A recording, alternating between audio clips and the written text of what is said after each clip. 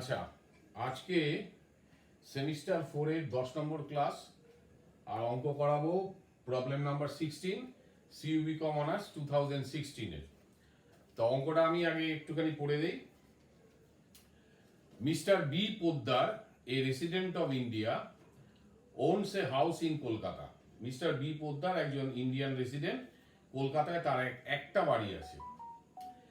50% of the house was let out for residential purpose on a monthly rent of ₹5,000. বাড়ির 50% area ভাড়া দেওয়া আছে মাসিক 5,000 টাকা ভাড়ায়। However, this portion remained vacant for 1 month during 2019-20. 2019-20 আর্থিক বছরে এই অংশটা এক মাস ফাঁকা ছিল। 25% of the house was used by the owner for the purpose of his own business. বাড়ির 25% এরিয়া নিজের ব্যবসার জন্য সে ব্যবহার করে। এই অংশটা আসবে না ইনকাম ফ্রম হাউস প্রপার্টির মধ্যে।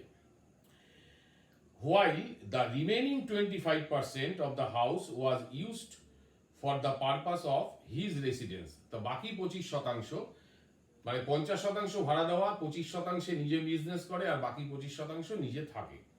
The following are the particulars in respect of the house property. বলেছে লেট আউট পোর্শনে যেটা ফেয়ার রেন্ট সেটা হচ্ছে 48,000 টাকা per annum. Municipal tax paid for the house, পুরো বাড়িটার মিউনিসিপাল ট্যাক্স হচ্ছে 10% হারে 9,000 টাকা। রিপেয়ার 17,500, এটা কোনো কাজেই লাগছে না। এ loan of ₹1,50,000 was taken on 1st April 2015 at the rate of 10% per annum as interest for the construction of the house which was completed on 30 June 2017. তো একটা লোন নিয়েছিল 1 এপ্রিল 2015-তে 1.5 লক্ষ টাকা 10% ইন্টারেস্টে শর্তে। বাড়িটার কনস্ট্রাকশন কমপ্লিট হয়েছে 30 জুন 2017, অর্থাৎ লোন নেওয়ার পরবর্তী 5 বছরের মধ্যেই বাড়িটা কমপ্লিট হয়েছে। Nothing was রিপেড on loan account so far, মানে লোনের কোনো টাকাই এখনো শোধ করা হয়নি। Compute his income from house property for the assessment ইয়ার 2020-21। ঠিক আছে, অঙ্কটা খুব সহজই অঙ্ক, ভেঙে ভেঙে করতে হবে। আচ্ছা, তাহলে অঙ্কটা আর প্রথমে এই ইন্টারেস্টের যে পোর্শনটা আছে, মানে প্রি কনস্ট্রাকশন পিরিয়ড একটা দেখা যাচ্ছে আছে যেটা, সেই অংশটা আমরা আগে ওয়ার্কিংসটা করে নিই, তারপরে মূল অঙ্কটা যাব। মূল অঙ্কটা খুবই ছোট, সেই অঙ্কটা তারপরে আমরা সলভ করব। ঠিক আছে, আচ্ছা।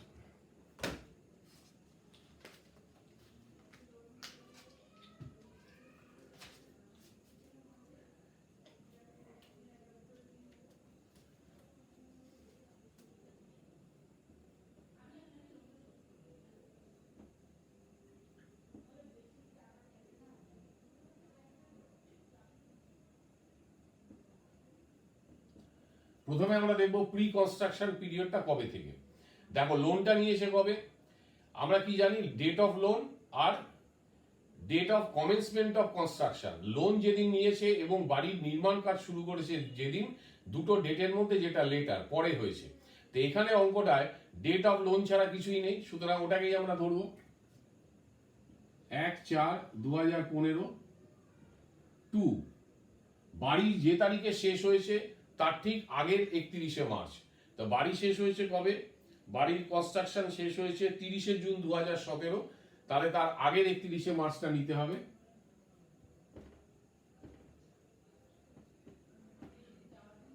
তো কত মাস হয় হিসাব করো।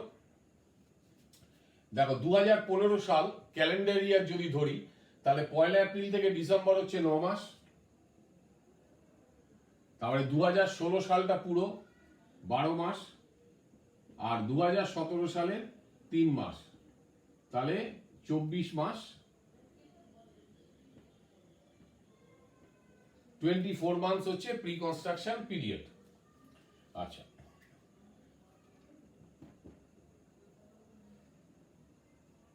ইন্টারেস্ট অফ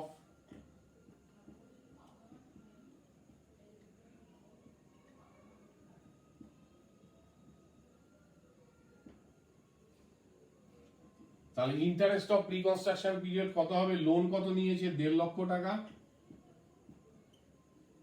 10% ইন্টারেস্ট আর 24 মাসের জন্য তাহলে 24/12 হচ্ছে গিয়ে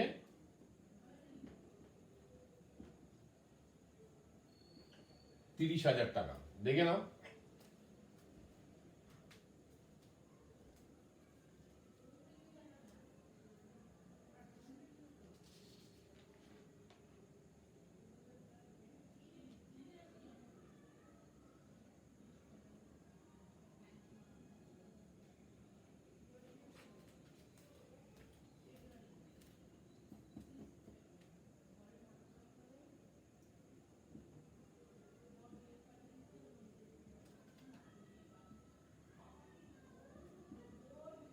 তাহলে এর মধ্যে লেট আউট পোর্শনের অংশ কতটা হবে? 30,000-এর 50%। কারণ 50% অংশ হচ্ছে ভাড়া দেওয়া, তাহলে লেট আউট পোর্শনের অংশ হচ্ছে 15,000।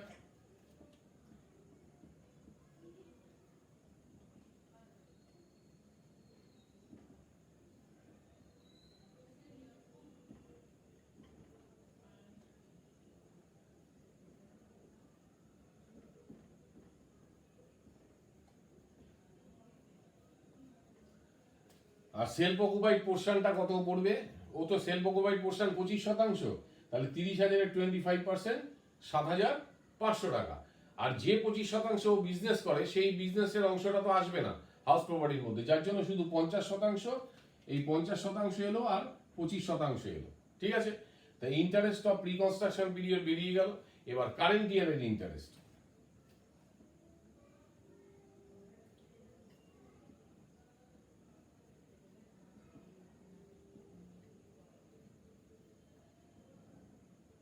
তাহলে কারেন্ট ইয়ারের ইন্টারেস্ট ও লোনের কোনো টাকাই শোধ করেনি এখনো।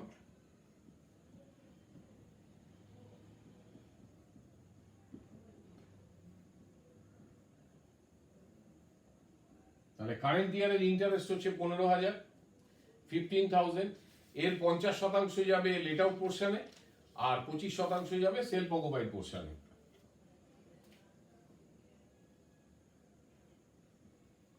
Share of let out portion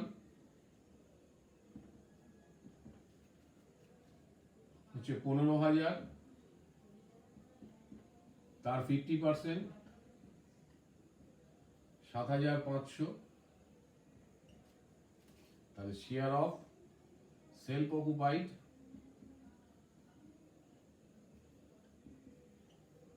portion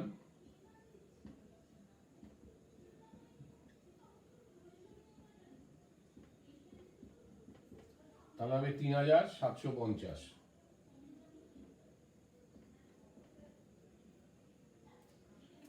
দেখে নাও।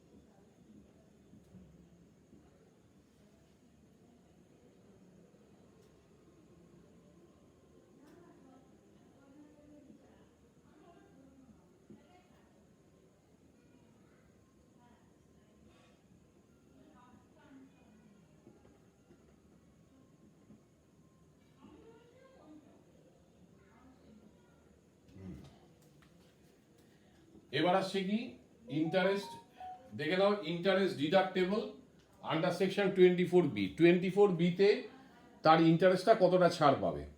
তা লেট আউট পোর্শনে কি হবে, প্রি কনস্ট্রাকশন পিরিয়ডের যে ইন্টারেস্টটা আছে লেট আউট পোর্শনের, সেটা কত, সেটা হচ্ছে 15,000।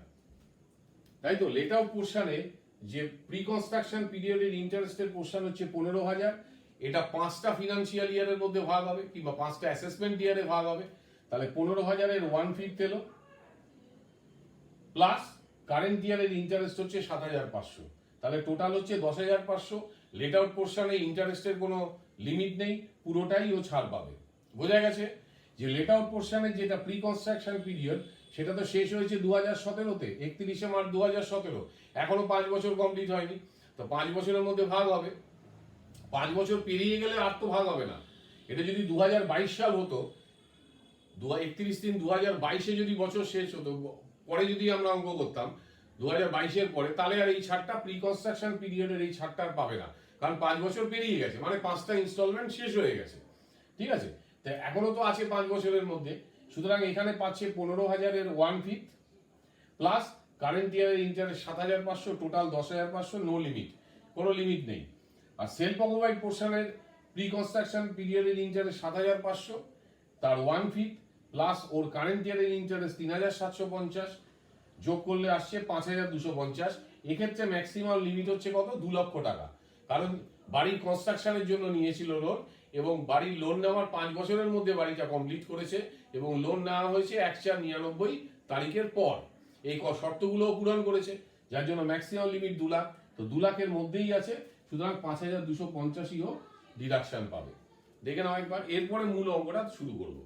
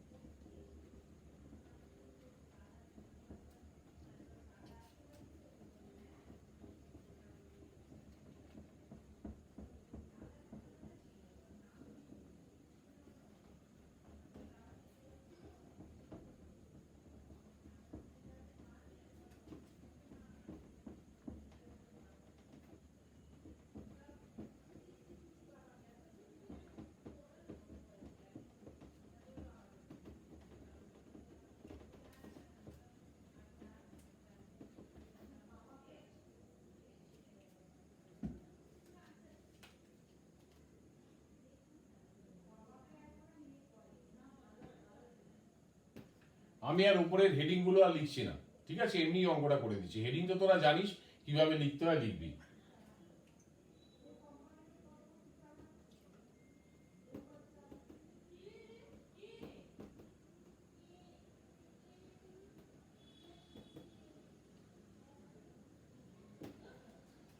এটা হচ্ছে late out portion 50%।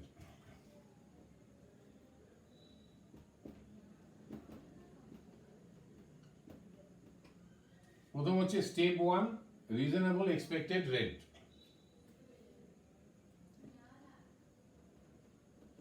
Gross annual value, gross municipal value. দেখো প্রথম হচ্ছে কত টাকা মিউনিসিপাল ট্যাক্স দিয়েছে, 9,000 টাকা।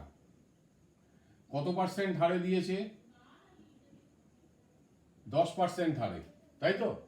তাহলে 9,000 ডিভাইডেড বাই 10 ইন্টু 100 করলে পুরো মিউনিসিপাল ভ্যালুটা নেটটা বেরোবে। এবার বাড়িটা খেয়াল করো, বাড়িটা কোথায়? বাড়িটা হচ্ছে ওর কলকাতায় কিন্তু। তাহলে এটা কি নেট মিউনিসিপাল ভ্যালু বেরোবে। তাহলে 100/90 করলে কি আসবে, গ্রস আসবে। 100/90 করলে নেট থেকে আমি গ্রসে যাব। এবার তার 50%।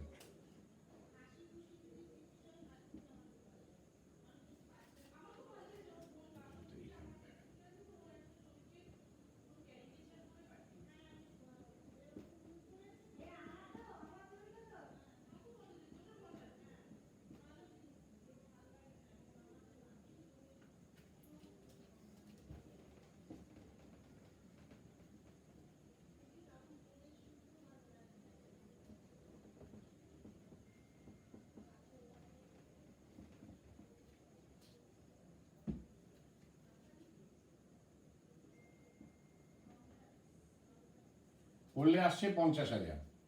তো 9,000 ডিভাইডেড বাই 10/100 করলে কত আসবে, 90,000 ইন্টু 100/90 করলে আসবে 1,00,000, তার 50% 50,000।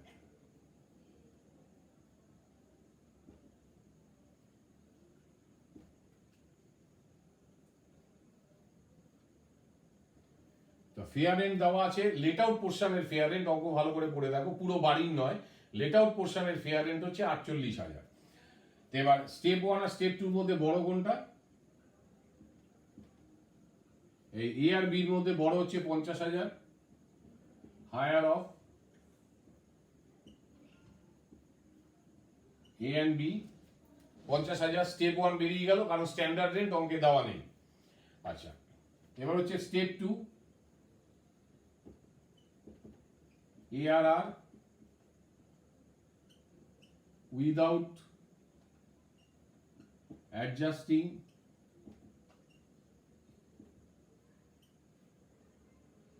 rent of vacancy period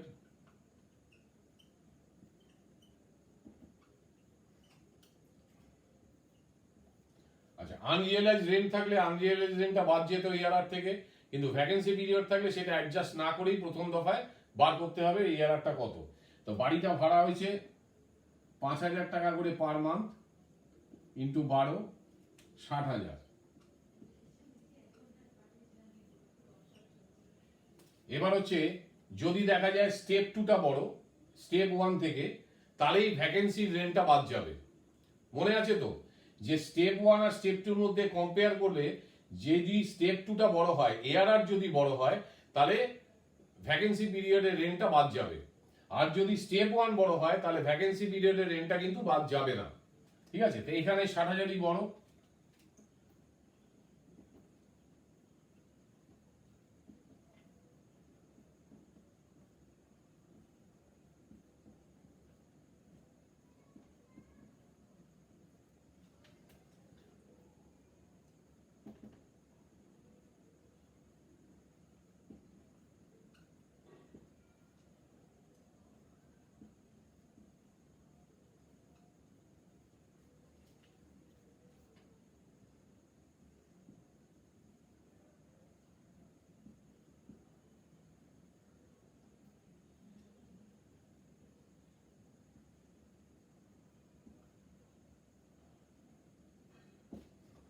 বেরিয়ে গেল গ্রস অ্যানুয়াল ভ্যালু। 1 মাস বাড়িটা ফাঁকা ছিল, 5,000 টাকা রেন্ট বাদ দিলাম, 55,000। দেখে নাও।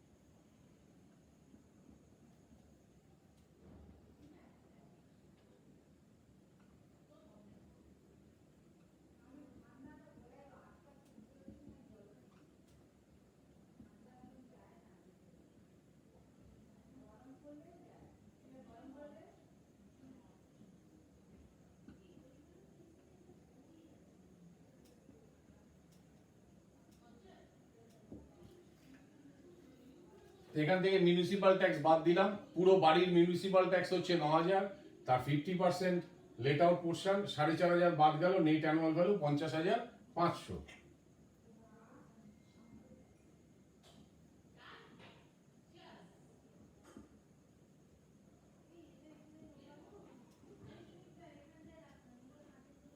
এবার লেস ডিডাকশন আন্ডার সেকশন 24।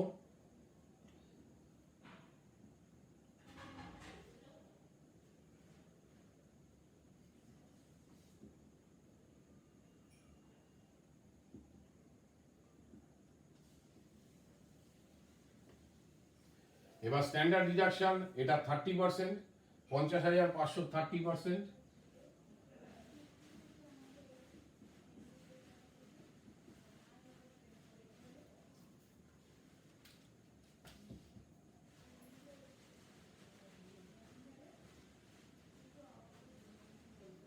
$15,150।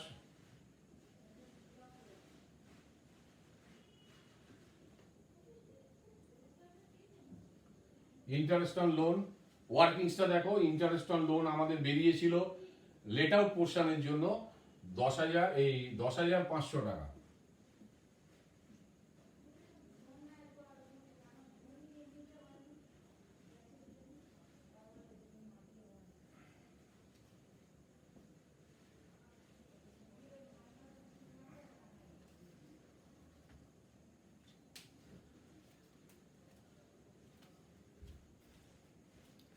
$55,000টা আমরা গ্রস অ্যানুয়াল ভ্যালু বার করেছি। তারপরে municipal tax, total municipal tax বাড়ির 9,000, তার 50% 4,500 টাকা বাদ গেছে, net annual value 50,500।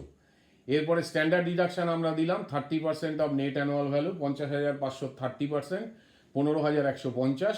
R interest on loan প্রথমের ওয়ার্কিংসটা দেখো, যে লেট আউট পোর্শনের জন্য ইন্টারেস্ট ডিডাক্টেবল ছিল টোটাল প্রি কনস্ট্রাকশন আর পোস্ট কনস্ট্রাকশন মিলিয়ে 10,500, টোটাল 25,650 বাদ দিলে নেট অ্যানুয়াল ভ্যালু থেকে ট্যাক্সেবল ইনকাম হচ্ছে মানে লেট আউট পোর্শনে 24,850।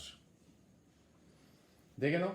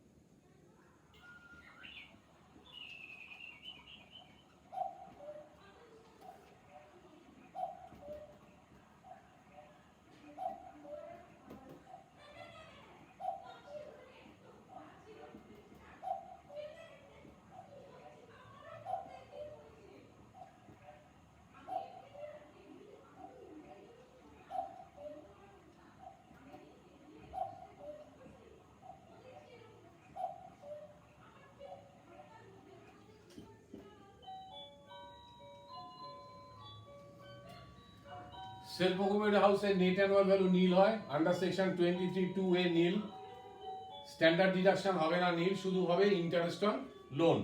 ইন্টারেস্ট অন লোনে দেখো ওয়ার্কিংসটা দেখো, সেলফ অকুপাইড পোর্শনের জন্য ইন্টারেস্ট অন মানে ইন্টারেস্ট ডিডাক্টেবল ছিল 5,250।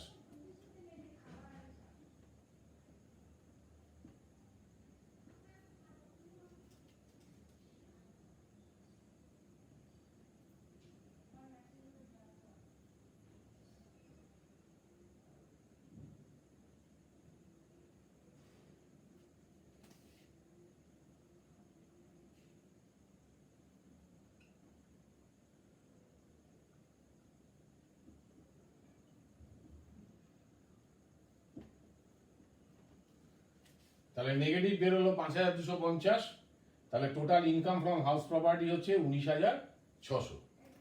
দেখে নাও।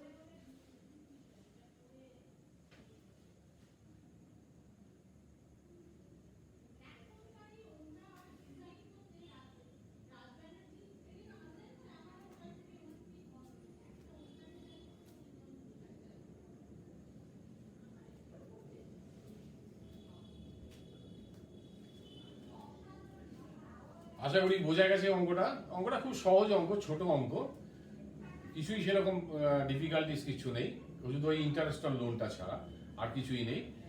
তা আজকের ক্লাসটা এখানেই শেষ করছি। আর একটি অঙ্ক করাবো এই চ্যাপ্টারে, সেটা চিন্তারম সেনগুপ্তর এক্সারসাইজ থেকে একটি অঙ্ক আমি করাবো, তাহলেই ইনকাম ফ্রম হাউস প্রপার্টি শেষ হয়ে যাবে।